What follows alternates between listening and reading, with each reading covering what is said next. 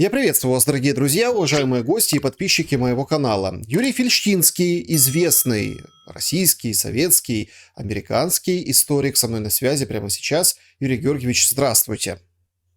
Добрый день, здравствуйте. Юрий Георгиевич, с неожиданного хочу начать. Даже не визит Макрона и Урсулы в Китай, а вот нечто другое, разворачивающееся на Ближнем Востоке, будет первой темой, на которой я хочу поговорить.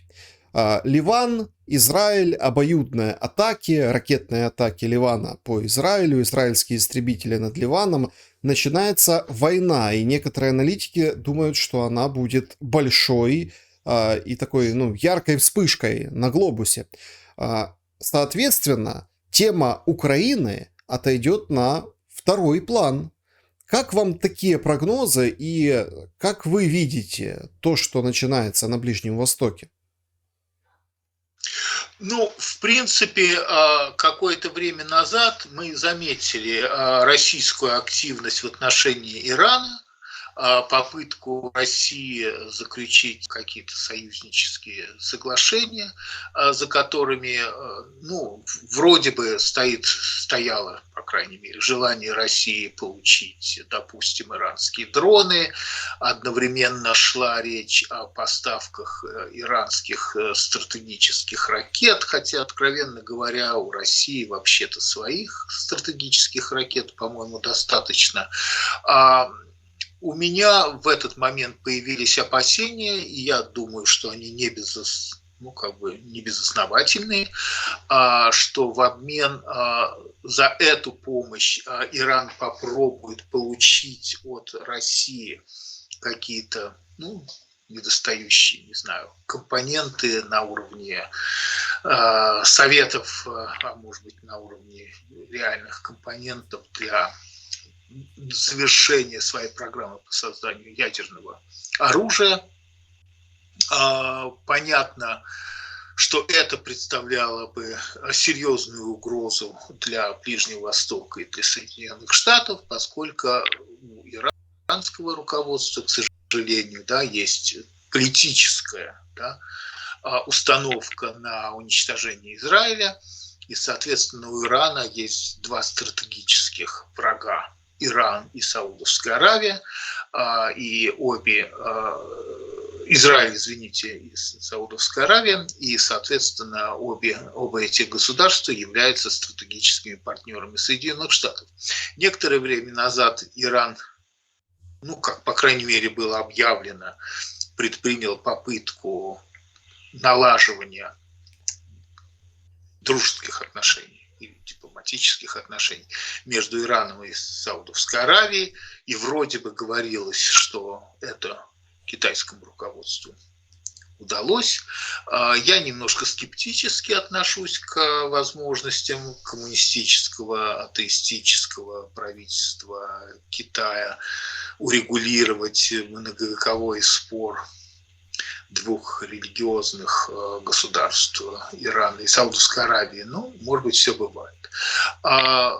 Иран представляет безусловную угрозу для Израиля, и с точки зрения Израиля за всеми, за всеми мелкими конфликтами, которые вроде бы на сегодняшний день выглядят как локальные конфликты, то есть угрозы, исходящие Израилю из, например, Сирии, или вот теперь угрозы, исходящие Израилю из Ливана, что за этим на самом деле стоит Иран. Это такая в целом взгляд израильского руководства на происходящие события. Поэтому, безусловно, единственным, скажем так, серьезным противником Израиля на Ближнем Востоке является Иран. И урегулирование этой проблемы для Израиля, естественно, означает, по существу, ликвидацию всех остальных угроз. То есть непрямым образом России выгодно разжечь Ближний Восток.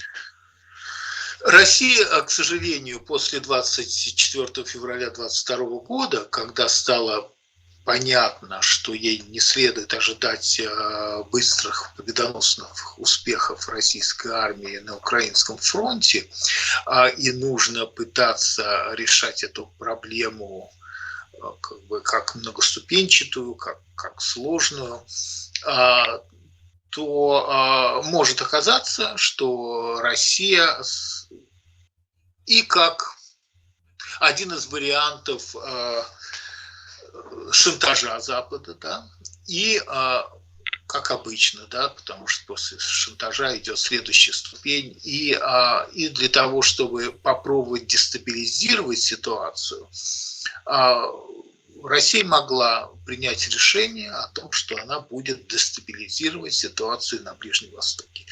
Если это решение принято, то оно, допустим, должно предусматривать, я думаю, что в результате оно закончится нанесением Израилем удара по Ирану, да, потому что если нагнетение ситуации на Ближнем Востоке будет предусматривать завершение Ираном программы строительства ядерных вооружений и попытками или подумыванием о том, чтобы нанести по Израилю ядерные удары, то, наверное, Израиль будет решать эту проблему превентивно. Поэтому, да, это может, безусловно, привести к дестабилизации ситуации на Ближнем Востоке. Улучшит ли это положение российской армии в Украине, скажем так, или облегчит ли это России решение ее военных задач в Украине? Откровенно, я думаю, что нет. Потому что расчет на то, что у НАТО или у Европы не хватит сил на двух фронтах воевать, я думаю, что этот взгляд неправилен. Да? И, в общем-то, реакция же Запада прямо противоположная. Ведь в каком-то плане ужесточение позиции Запада в отношении России в связи с войной в Украине связано с тем, что чем дольше идет эта война, тем отчетливее Западу становится понятно, что речь идет не об Украине. Что на самом деле у России настолько заскаливающие, заоблачные планы о перестройке мира под своим руководством, что приходится подумывать о необходимости решения этой проблемы глобально. То есть о необходимости нанесения России поражения в этой войне. А нанести России поражение в этой войне самым простым для Запада способом, да, можно только через победу Украины в этой войне. В этом плане, как всегда, Путин причиняет себе все больше и больше и больше ущерб и усложняет для себя же ситуацию все больше и больше и больше. Да, вот он уже даже попал под ордер на арест. Да, потому что ему кажется, что каждый его новый агрессивный шаг приведет, наконец, к тому, что Запад испугается и отступит, а каждый его новый агрессивный шаг является для Запада доказательством того, что нужно эту проблему решать кардинально. Понимаете, вот здесь какая-то вот такая интересная философия взглядов на события. Юрий Георгиевич, пример визита Макрона и Урсулы фон дер Ляйен в Китай. Около часа поговорили Макрон и Си Цзиньпин. Си Цзиньпин сделал заявление по Украине, что, мол, масло в огонь не подливать, все стороны должны, урегулирование, все стороны призвали мировую общественность не дестабилизировать ситуацию, наоборот, начать переговоры, то есть вот такие миролюбивые сообщения, но Политико пишет, что Макрону не удалось абсолютно ничего в плане того, чтобы переубедить Си Цзиньпина, изменить отношение к Украине. Многие говорят уже открыто, что это провальный визит Макрона.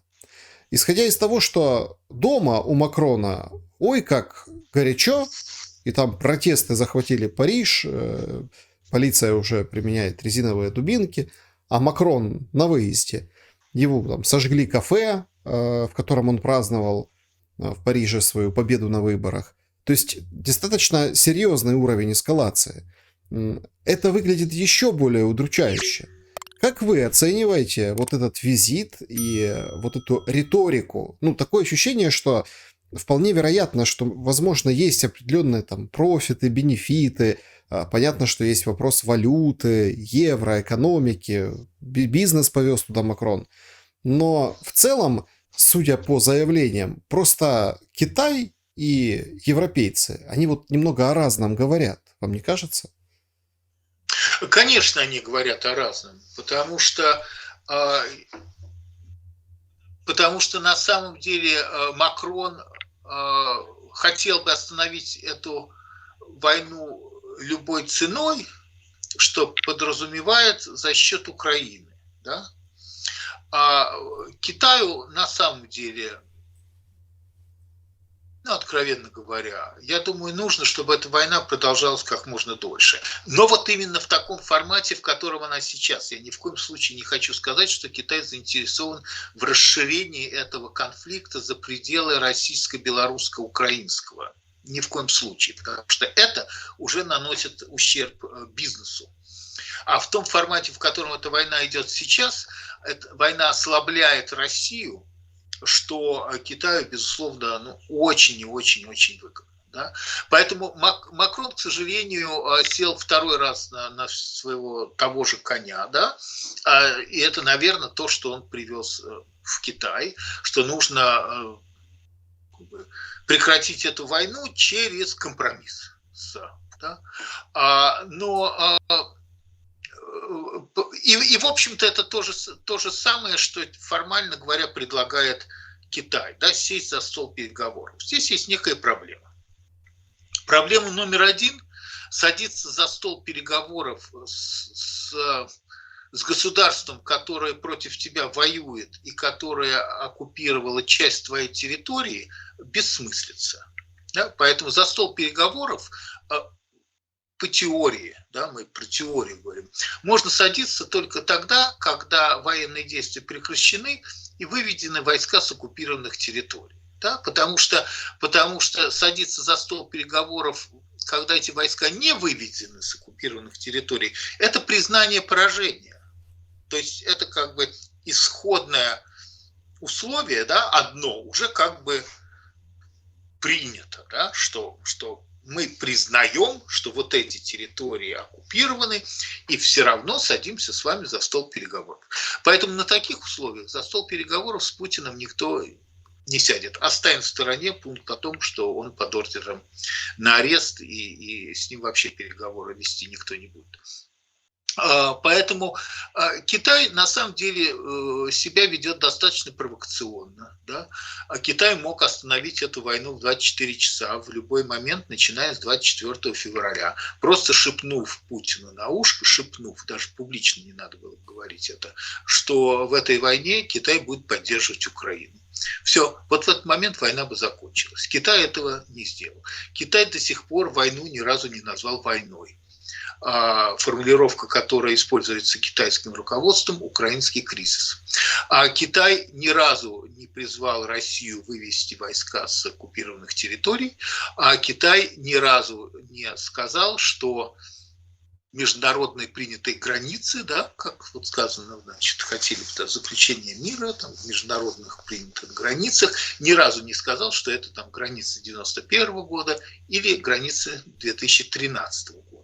Есть принципиальная разница между указанием этой даты, там одной из двух, и не указанием этой даты. Не указание этой даты означает, что это новые общепринятые границы Украины, которые будут согласованы на вот этих новых переговорах. Да? А в то время как границы 2013 года или 1991 года – это старые границы. То есть это призыв к тому, чтобы Россия покинула оккупированные территории. Так что Китай как бы не делает и не говорит очень многого из того, что он очевидно должен был бы сказать, если бы интерес Китая и задачи Китая состояли бы в том, чтобы Путин вывел войска и либо признал поражение, либо там заключил, не знаю, предложил какие-то мирные переговоры на условиях границ 2013 года. Но мы знаем, что этого произойти не может, и конкретно с Путиным это не произойдет. В этом смысле, да, визит Макрона в Пекин не мог закончиться успехом. Просто не мог, никак закончиться успехом. То, что Макрон не теряет надежды, будем считать, что это как бы черта характера Макрона. Да? Он действительно пытается, искренне, я даже не хочу его обвинить ни в коем случае в неискренности, он искренне пытается остановить эту войну, как говорится, любой ценой, потому что с точки зрения Франции, в общем-то, да, какая Франции разница, кому принадлежит Украина? Будем откровенны, да? Никакой, Франции далеко. И взгляд у Макрона соответствующий, да, вообще на войну, что в любую войну нужно прежде всего быстро сдаться, успеть, как говорится. А любые другие варианты, они наоборот разрушительны и невыгодны. Повторяю, я не думаю, что переговорный процесс возможен. Я не думаю, что есть шансы у кого-либо, да, остановить помощь Европы и Северной Америки Украине, потому что защита Украины и независимость Украины является стратегической задачей в интересах Европы прежде всего и Северной Америки даже в меньшей степени. Чем дольше идет эта война, тем яснее всем становится, что для Путина речь вообще-то не об Украине, да, а о контроле, о переделе мира, о контроле над всей Европой, да, поэтому мне кажется, что это уже очевидно. Мне кажется, что в какой-то момент это и Макрону стало очевидно, но, наверное, сейчас, после заявления Путина о переброске ядерного оружия в Беларуси, после того, как, в общем-то, наверное, всем становится понятно, что Путин планирует нанести из Беларуси ядерный удар по Европе, да, Макрон почувствовал, что его долг как руководителя Франции сделать еще одну попытку завершить эту войну через переговоры, в том числе с Китаем, и через сдачу каких-то украинских территорий Путину, чтобы он наконец успокоился и остановился. Но, скажем прямо, я далек от мысли, что Путин готов успокоиться и остановиться, поэтому я не думаю, что еще и по этой причине у переговорного процесса есть какой-то шанс на успех. Есть такой комплекс ПВО, там, СМПТ, да, вот этот, он в Италии имеет модификацию, называется «Мамба». Так вот, прошла новость, что полную боевую готовность итальянцы разворачивают это ПВО в Словакии. Этот комплекс итальянский дислоцируется в Словакии, и теперь вот там, собственно, разворачивают, его приводят в полную боевую готовность. По непонятным пока причинам, то ли тренируются, то ли, скажем так, действительно есть какая-то угроза. Ввиду визита Лукашенко к Путину и, если опять-таки верить Пескову, этому длинному, обстоятельному, затянувшемуся разговору до самой ночи, ваши слова о ядерном ударе с территории Беларуси по какой-то из стран Европы кажутся не такими уж фантасмагоричными. Что вы думаете? Есть какой-то временной промежуток или событийный фактор, который то ли ускорят, то ли заставят дать команду бить? И самый главный, наверное, вопрос. Если удар с территории Беларуси, то куда? Мы на все эти вопросы знаем ведь ответ, да? Во-первых, мы знаем от Лукашенко куда? В Польшу и Литву. Это как бы было сказано и Лукашенко, и там у него есть шавки такие, знаете, которые на телевидении работают, пропагандисты. Они тоже уже стали Польша, Литва, да, значит, тяв-тяв-тяв. Интересно, кстати говоря, даже не это. Интересно не то, что Лукашенко говорит, что там запустят ядерные ракеты, да, по Польше и по Литве, и не то, что это повторяют пропагандисты, а то, что никто не озадачился вопросы вообще никто. А ответный удар-то вообще будет по Беларуси? А что вообще сделает с Белоруссией, это, если это произойдет, да? То есть из этого, между нами говоря, следует, что Лукашенко Беларусь уже вообще не контролирует. Вообще, да, что там просто нет людей, которые контролируют ситуацию, ну, кроме российского руководства, да, который, я уверен, ситуацию в Беларуси контролирует, да. Поэтому Беларусь, как бы, ну, она и раньше была оккупированной территорией, но дело даже не в том, что она оккупированная территория, уже как бы Беларусь не контролирует себя, да, как государство. И с точки зрения, в общем-то, Путина, да, такого государства уже нет. И это та причина, по которой никто не обсуждает ответные удары по Беларуси, потому что вроде бы это должна обсуждать белорусская сторона, а белорусской стороны уже не существует. Поэтому и Лукашенко выступает, кстати, не на белорусском языке, а по-русски, да, говорит, потому что это он для Путина все говорит. То, что он говорит для Путина. Так он очень редко выступает на белорусском языке, в принципе. Ну, тем более. Но я к тому, что можно, конечно, разворачивать систему ПВО в Словакии. Я уверен, что это хорошая система. Но я еще больше уверен, что нельзя закладываться на ПВО, если мы пытаемся предотвратить ядерный удар по восточноевропейскому государству, что это как бы недостаточно. Это легкомысленно. А почему этот удар должен быть ядерный, Юрий Георгиевич? А потому что, собственно, никакого другого никто не обещает. Обещает именно ядерный удар. Лукашенко уже объяснил, что это будут «Искандеры», на которых будут ядерные ракеты с ядерными боеголовками, что там то ли 10, то ли 14, я не помню, самолетов, белорусских самолетов были отправлены в Россию для переоборудования под то, чтобы они могли стрелять ракетами с ядерными боеголовками. И вот дальше, хотя я бы не зацикливался на этой дате, почему-то Путин нам назвал какое-то 1 июля как дату, когда нужно какие-то там хранилища подготовить. Какие хранилища нужно готовить для «Искандеров» и для ракет с ядерными боеголовками, между нами, говоря, не очень понятно. Я думаю, что в Беларуси этих хранилищ довольно достаточно. Может быть, они хотят строить бомбоубежище для белорусского руководства, это другое дело. Но почему-то было названо 1 июля. Я бы не считал, что это означает, что до 1 июля мы можем спать спокойно, и что до 1 июля точно стрелять никто ни по кому не будет. Но, может быть, с точки зрения Путина, это некий намек, что он вот дает НАТО до 1 июля времени заявить о том, что все, что НАТО оставляет Путина в покое, дает Украину Путину. Я уже не знаю, на что Путин надеется. Может быть, 1 июля это вот это какая вот дата.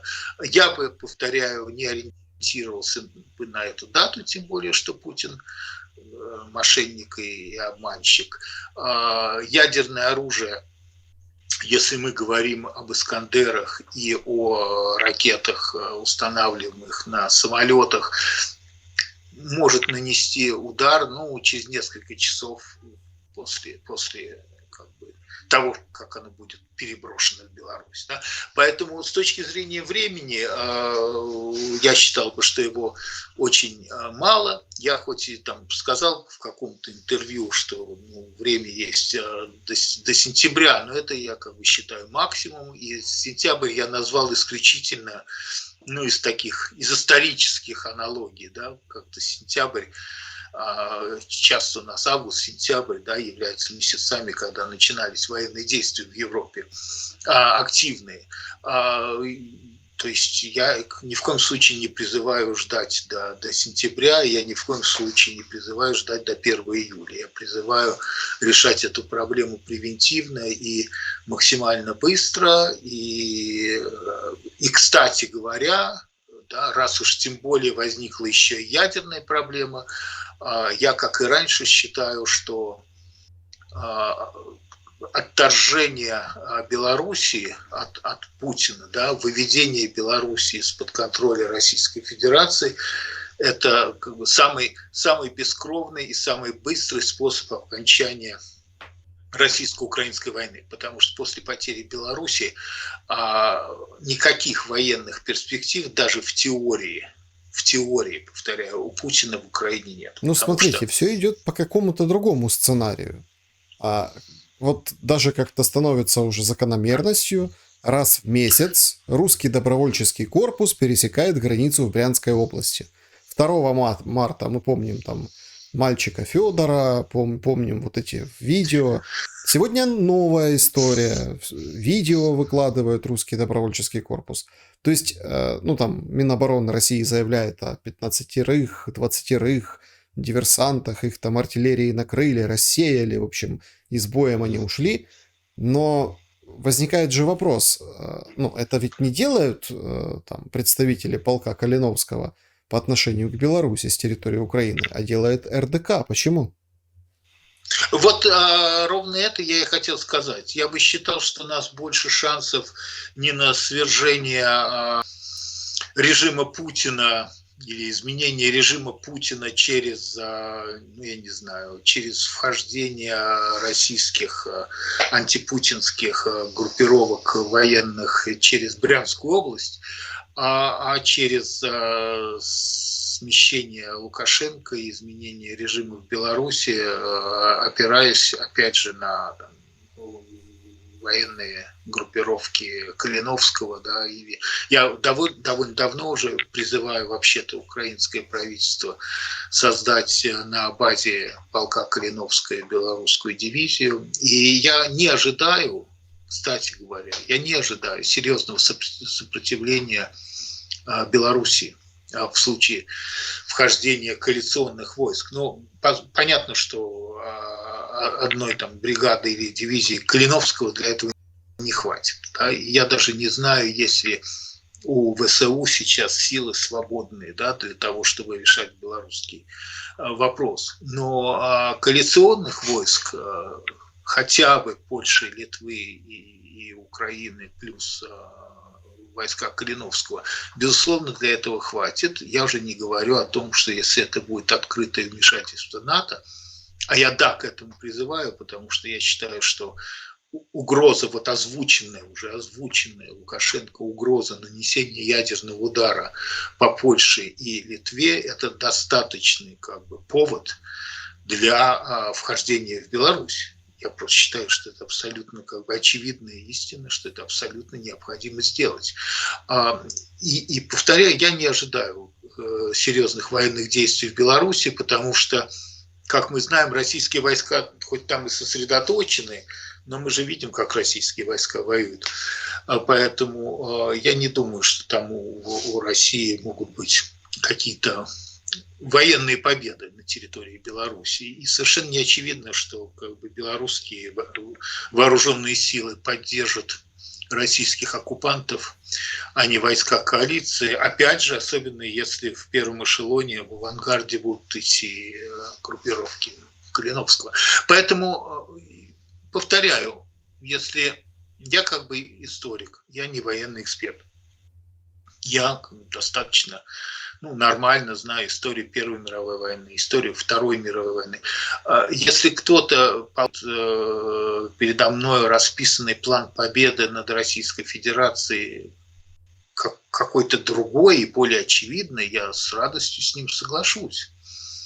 Но мне кажется, что это, опять же, тоже в истории уже было, да, что освобождение как бы начинается не с высадки в стране-агрессоре, да, а сначала в очистке территории оккупированных агрессоров. Поэтому я считаю, что этот подход абсолютно как бы нормальный. И если Путин планирует, допустим, после потери Белоруссии, потери возможности атаковать Украину в направлении Киева из Беларуси, продолженную вечно позиционную войну в Украине, как бы он может, конечно, это делать. В конце концов, в Донбассе 8 лет они так делали. но перспектив у такой войны уже не будет, даже теоретических. Да? Поэтому как уж Путин это будет продавать в России хотя бы пропагандистам, я не знаю, да, не сможет он это продать. Повторяю, я просто не вижу другого способа завершения этой войны и другого способа как бы победы над Российской Федерацией. Все остальные... Почему вы не видите способ успешного контрнаступления, которое сейчас все обсуждают, и там прорыва к Азовскому морю, рассечения, выхода на Крым, возвращения Крыма?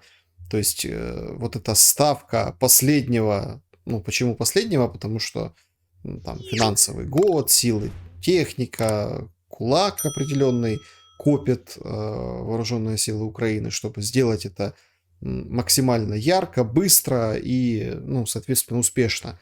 Почему вот так вы не видите разрешения войны?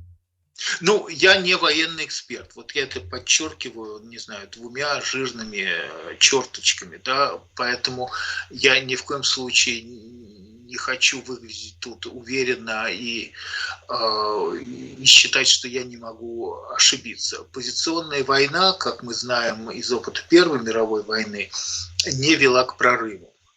Значит, мне кажется, что добиться прорывов на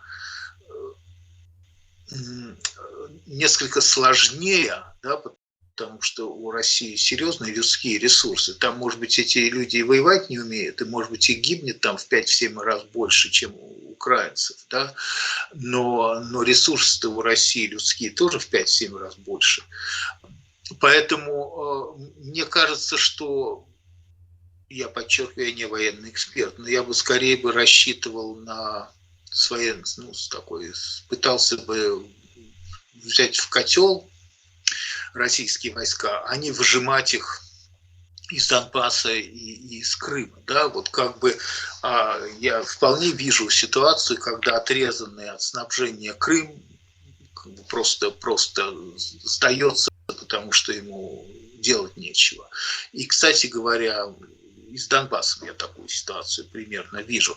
Но это как бы тактика окружения и создания котлов, а не тактика выжимания. Можно ли, как вы сказали, клином, да, ну, понятное дело, вклиниться, создать два котла, соответственно, да, потом уйти направо-налево, создать два котла. Ну, наверное, можно, если есть серьезные танковые группировки, да, для этого, да, то, наверное, это можно сделать. Повторяю, я не военный эксперт, и я просто не хочу, чтобы для людей военных все то, что я сейчас говорю, выглядело каким-то детским лепетом, потому что, может быть, есть элемент детского лепета. Но у России, повторяю, нет шансов победить и нет смысла вести войну, если потеряна Беларусь. То есть эта война становится для России бессмысленной. Из этого не следует, конечно, что Путин ее остановит, потому что, повторяю, в Донбассе 8 лет они такую войну вели. И как мы видим, никаких уроков из этого не вынесли. Да, Юрий Георгиевич, я предлагаю немного как бы разрядить обстановку и вам такой вопрос задать.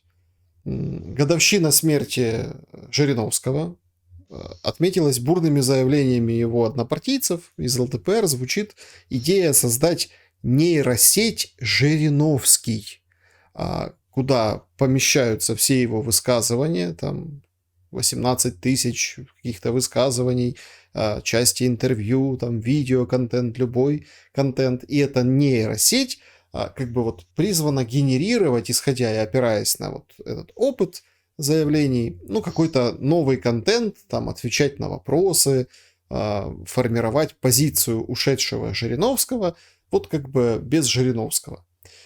С одной стороны, глупость несусветная, а с другой стороны, ну вот показывает температуру российского политикума и вообще значение, что ли, фигуры Жириновского для России сегодняшней. Что бы вы сказали по этому поводу?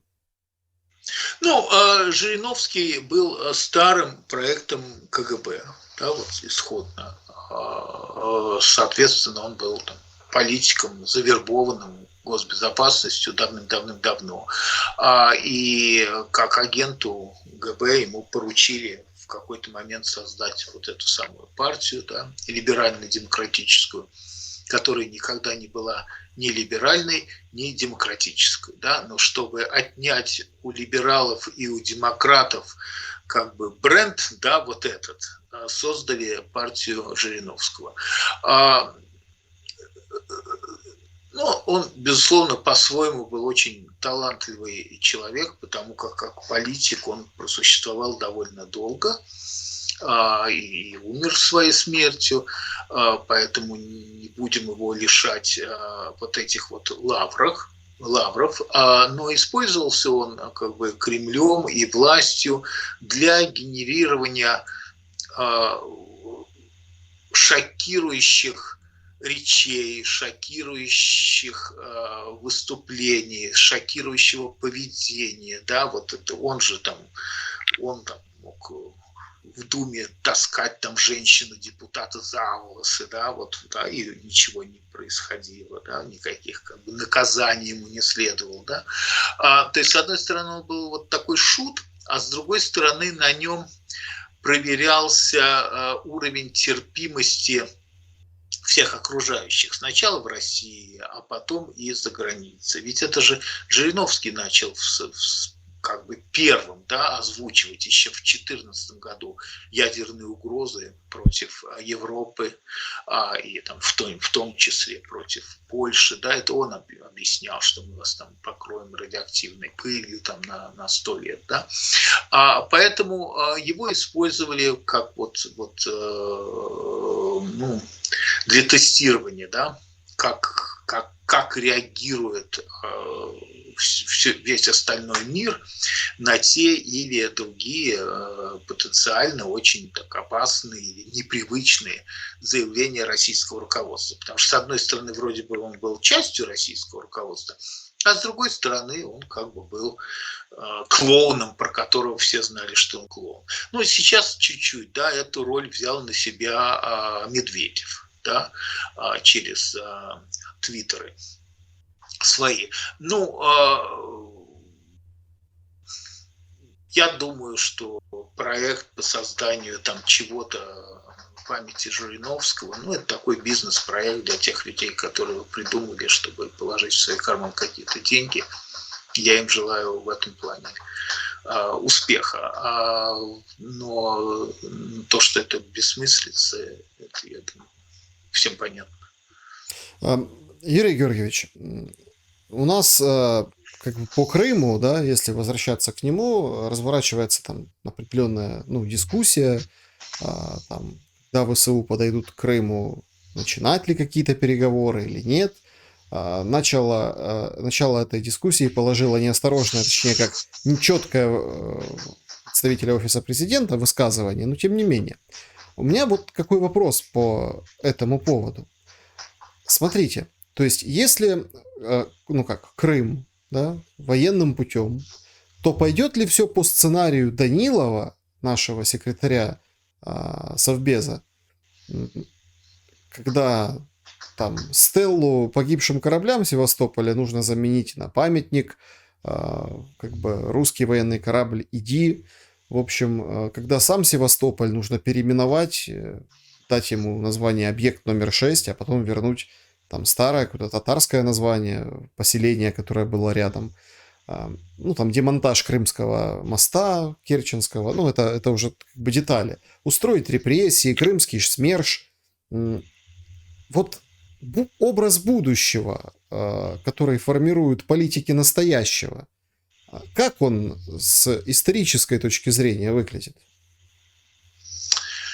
Знаете, вот тут где-то неделю назад были какие-то сообщения совсем из другой области, но сейчас вы поймете, почему я про это говорю.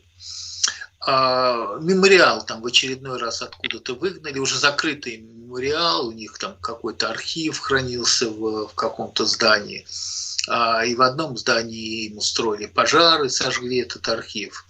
а в другом здании, из другого здания их просто там выселили, объявили о том, что арендный договор разорван и так далее. А меня больше всего удивило, в Екатеринбурге это было, а меня больше всего удивило адрес, по которому находился мемориал. Там улица Ленина, дом 69, кажется. Вот понимаете, прошло уже с 91 года, прошло, ну, уже столько люди не живут, да, иногда, лет, а там до сих пор осталась улица Ленина.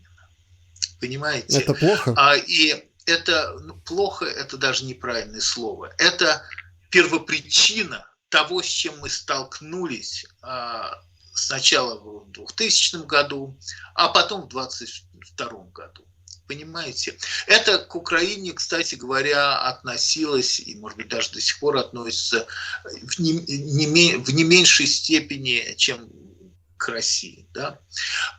Символика, название, символика безумно важны в современном мире.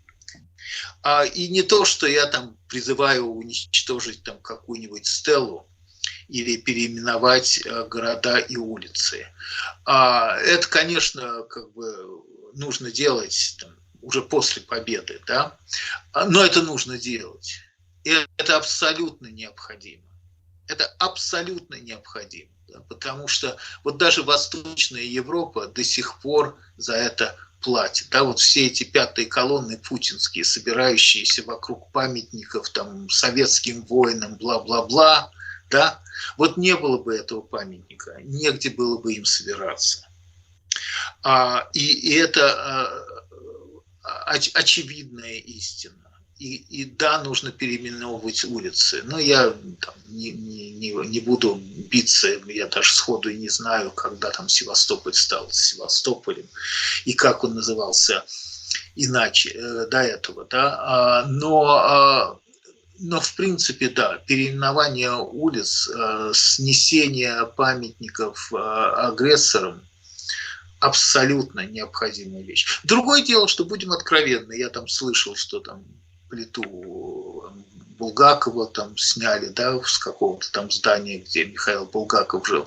Я бы, конечно, встал на другую, и с Пушкиным тоже самое. Я, конечно, встал бы как бы иначе эту проблему решать. Я бы, во-первых, эти доски повесил бы на украинском языке, а во-вторых, я бы написал, что да, вот здесь вот жил писатель Михаил Булгаков, затравленный советской властью, книги которого не печатались, спектакли которого не ставились. А вот здесь жил великий русский писатель Александр Пушкин, который был сюда сослан царской властью, потому что власти не нравилось то, что пишет Пушкин. Да? Вот я бы, а поскольку в основном-то мы именно о таких людях и говорим, потому как, прямо скажем, культура российская, она, конечно, великая русская культура, но ведь там же не было ни одного великого человека, которого бы либо просто не убили бы, либо не затравили бы до смерти. И вот можно начинать, да, начиная там с Достоевского, да, великий русский писатель, сослали на каторгу. Толстой, великий русский писатель, отлучили от церкви. Да? Пушкин, великий поэт, убили на дуэли, а до этого ссылали, гоняли. Лермонтов, то же самое. Почему он оказался там, где он оказался? Его же сослали. И ну я уже не говорю про Мандельштама, да? Бродский, великий русский поэт, сослали, да, за тунеядство. Мандельштама убили, у Ахматовой убили мужа, посадили сына, Пастернака всю жизнь травили. Но там нет же Чайковского, затравили до смерти. Но там нет же ни одного человека, которому дали нормально жить и работать в этой великой русской культуре.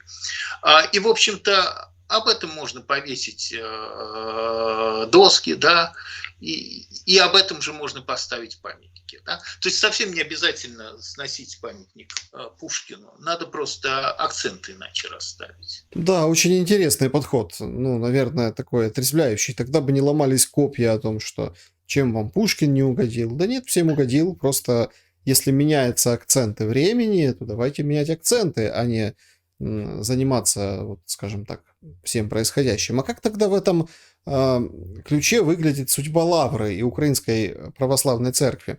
Во Львове сообщили, что история УПЦ в этом городе закончилась, храмы не без силы, не без агрессии переходят из одной как бы конфессии в другую, ну, из одной церкви в другую. Ведь Лавра это же, ну, место силы. И вот тут очень интересно выглядит государство, которое забирает Лавру у монахов УПЦ. Ну, про украинскую церковь я мало что знаю, будем откровенны, поэтому здесь я не буду рот открывать, иначе я как бы наговорю какой-то ерунды и наделаю кучу ошибок. А Российская православная церковь всегда была частью государства. Это было так до 1917 года, к сожалению, для Русской православной церкви. И уж тем более это стало после 1917 года.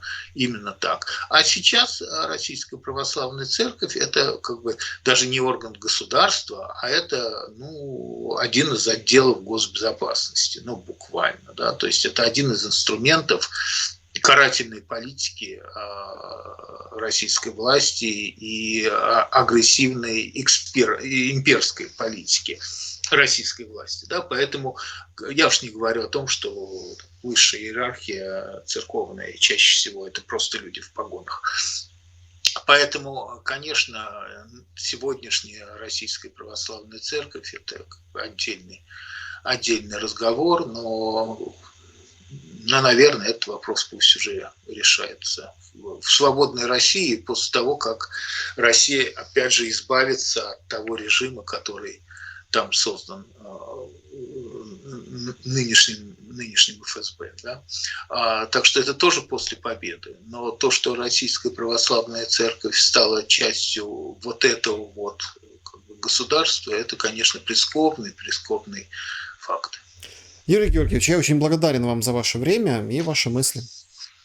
Спасибо вам огромное. Друзья, спасибо, что посмотрели этот разговор. Пожалуйста, ставьте лайки, подписывайтесь и берегите друг друга. Увидимся обязательно. До скорого.